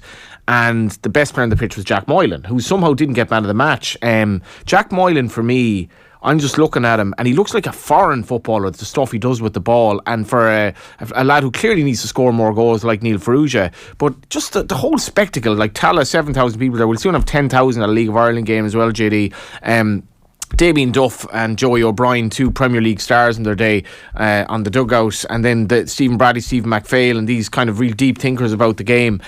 And the quality of the football, Graham Burke's goal, it was almost like you expect it now from him. Jack Byrne like pulling the strings in midfield, like causing mayhem.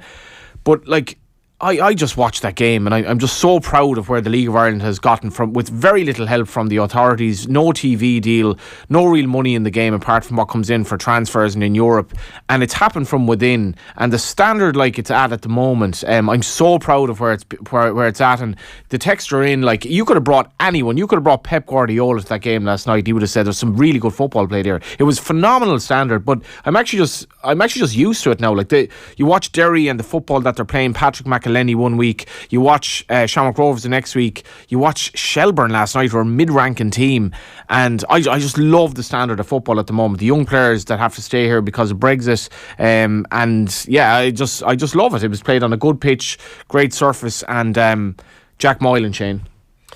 Yeah, he's a former serious, Wexford loanee, of course. Yeah, he's a serious footballer, JD. He really is. He is one of those ones who's just, as Johnny has kind of described, he's a bit off the cuff. So he is, which I know at times some have held against him, in that he maybe isn't following the plan necessarily all the time. But when things go right for him, and when he's in the kind of form, I've only just seen the highlights from last night's game. When he's in that kind of form, he looks absolutely fantastic, and he is a brilliant talent. Shells are going to have to rely quite heavily on him, because Boydie's out, obviously. Jack Moylan doesn't score enough goals, and he doesn't convince you in front of goal. But against Derry, when you have a defender who comes up touch tight against him, he finds these outrageous flicks to like literally spin you. Now, he did it last night to, was it Hoare, I think, who's obviously a recognised really good defender. I think it might have been McElhenney in the Derry game. Did him like an absolute kipper, like a kipper. It was like one of these. If you do a Jack Moylan reel from even the last 2 games I've seen him play in, like, and he did this pass in later on before he got tired and was taken off. His pass for the goal was outrageous, like the way to pass. Matty Smith got man the match. I'm looking at Moylan, I'm like, if you're a scout who's possibly here to watch someone else, you're looking at Moylan, you're like, this lad doesn't look Irish though. He doesn't look like an Irish player. He just plays with like his way to pass, and you see him. And the Rovers players were frightened of him in the end. And like I'm tipping Rovers to win the league at this stage. I think they're clicking into form. Derry having a bit of wobble. Yada. I tip Rovers at the start, but Jack Moylan made their defenders last night look really second rate at times. He just couldn't deal with them. Johnny, if we could bottle this passion and put it into the stores. I love football. I'm Irish. I love League of Ireland. I love when he goes off on these. It would sell a lot of. You're right, though, Shane. It's like, and it's sellouts. Like, there was unbelievable quality in the Bows Pats game, but like that was secondary to what I saw on Tala. Yeah, no, Johnny is making a reference there. I won't name the club, but I got a call during the week from the head of recruitment at one of the clubs in the UK, just to say he was coming across to watch, to have a specifically, I suppose, to have a look at the Shamrock Rovers player. But he just gave me a call and he just threw it at me. He just said, listen, I've seen Rovers a few times, I haven't seen Shells. Is there anybody that might catch the eye that I should keep an eye out for with Shells? So I'm very, very happy that Jack Moylan managed to back up my boast, because he was the name I threw out. And yeah, I got a call from the same person last night to say they were extremely impressed with Jack. Duffer's going to be on the phone now in a minute kicking off. Yeah. Did you see his clobber last night? He was wearing this like kind of designer hoodie, and he was actually having. He looked like such a thing. Yeah, it was like a designer hoodie, like kind of navy, really smart, and he was actually having banter with the fourth official. So maybe he just seems to be. I think Duffer and Joey O'Brien, I think they're quite happy with the way Shells are going on the pitch, like, because they were 2-0 up, JD. I don't think they should have won the game because Rovers deserved it, but like the Shells were really good last night. Man City against Leicester is a 5/5 start. The teams are in: Ederson in goal, Walker, Diaz, Laporte and Stones, Rodri, De Bruyne, Bernardo Silva, and then Haaland with Grealish and Mahrez alongside. For Leicester, Everson in goal, Faye, Soyuncu and Suter. Then almost like a 5 across the middle with Castagne and Christensen, and then in the middle Tielemans, Shrewsbury Hall and Ndidi, and then Vardy up front with Maddison in the pocket behind them. That is a 5/5 start. Chelsea 1, Brighton 2, Everton 1, Fulham 3, Southampton 0, Crystal Palace 2, Wolves 2, Brentford 0. These all games approaching full time. The Spurs Bournemouth game kicked off 15 minutes late. Spurs 1, Bournemouth 2 is the latest score there. Interesting to see Jason Malumbi score twice for West Brom today. They lead Stoke by 2-1. Also Ryan Manning scoring for Swansea, leading Huddersfield by a goal to 0. Another of the left back brigade. The other thing is, I thought Malumbi was phenomenal, by the way, against France, but didn't speak much about that. The other thing, very briefly, about the League of Ireland, and I'll leave it at that, JD. I'm done with my selling point. It was really alarming last Already night. sold. It was really alarming on Instagram, because you know the way there's like the League of Ireland for many years has been a bit of a Bull McCabe. It's my field, leave me alone, go home. Like if you're anyone who's from the outside looking in, because this is my patch. There's like a DJ, like an English guy I know from racing at League of Ireland games on Instagram and parading this. I'm like, it's getting quite cool. It's getting cool to go. They're both in Dalymount. I was like, how did you get tickets, first of all? And I didn't even know you were into football, not to mind the League of Ireland. So there we go. Blackpool 1, Wigan 0, Millwall 2, Preston 0, QPR 0, Coventry 3 now, Reading 0, Burnley 0, Rotherham 0, Luton 2, Stoke 1, West Brom 2, Sunderland 2, Birmingham City 1, Swansea 1, Huddersfield 0, and Watford 2, Bristol City 0. It's Blackburn against Hull at 7:45. Your team, David Hull. David Meyler, Jason Malumbi. That was, as Johnny said, an impressive display against the French. He's got a kind of an energy and a drive about him, and you must be following his progress quite closely. I am, and I first heard his name a few years ago, obviously, when he came through with the ranks. Obviously, the coaches that go with the Ireland under-17s, Colin and Ian, they obviously rate him really highly. It's just fantastic to see him kick on. You're always wondering, will these boys kick on? Obviously, to see him now playing week in, week out with West Brom, and I'd spoken to Steve Bruce about him, and he was a huge admirer of him. So it's great to see Jason do well. I watched the France game. I thought he did well. Obviously, it's a difficult game to play in against such a calibre of opposition, but see him now, I know he's just back from injury, playing week in, week out the championship. And obviously, the one question mark I'd have probably had with Jason is he probably needs to add more goals to his game. And obviously, see him get a couple of goals today is good.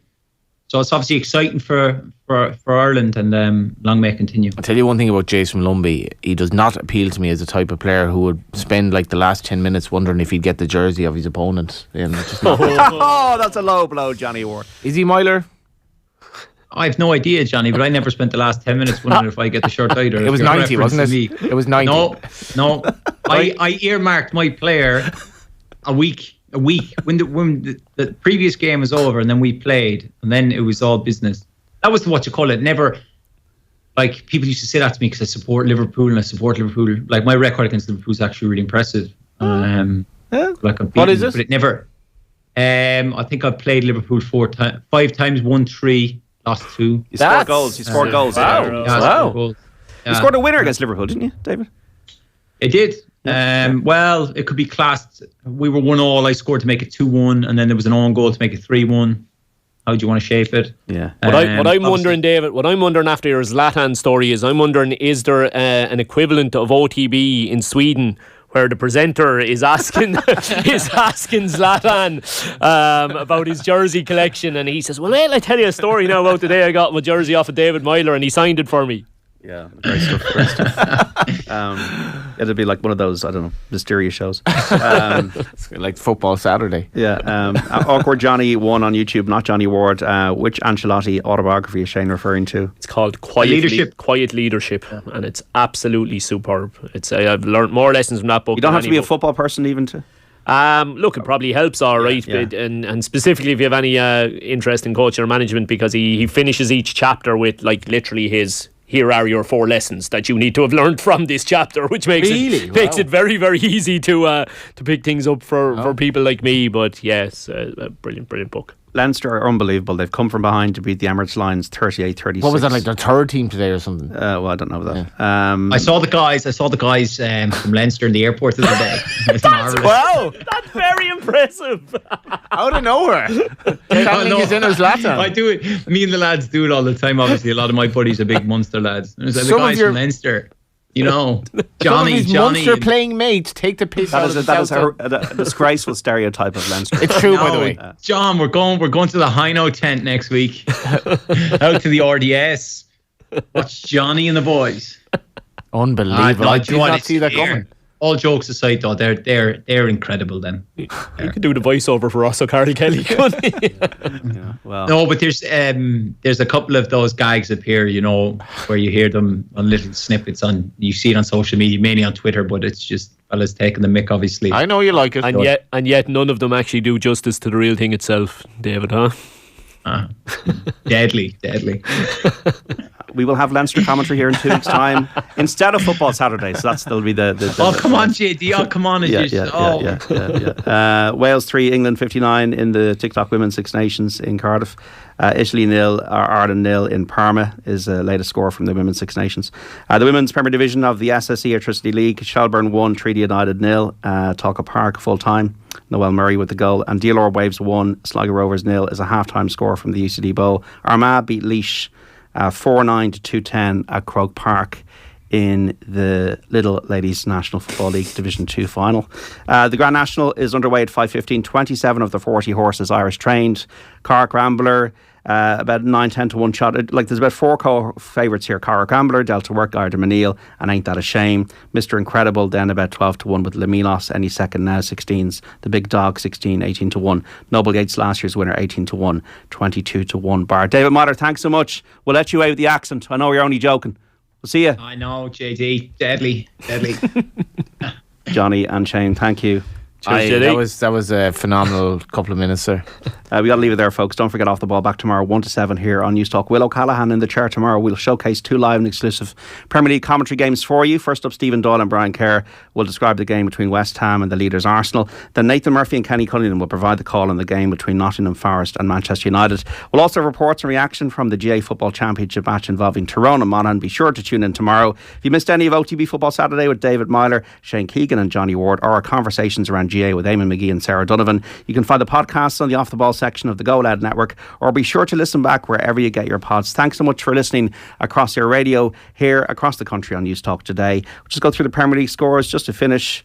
We have games coming to a close. Southampton have lost 2-0 at home to Crystal Palace. Palace have won. Wolves have beaten Brentford 2-0. We also have Chelsea 1, Brighton 2 as the latest, Everton 1, Fulham 3, and Spurs 1, Bournemouth 2. We will speak tomorrow at 1 o'clock. Until then, enjoy the rest of your evening.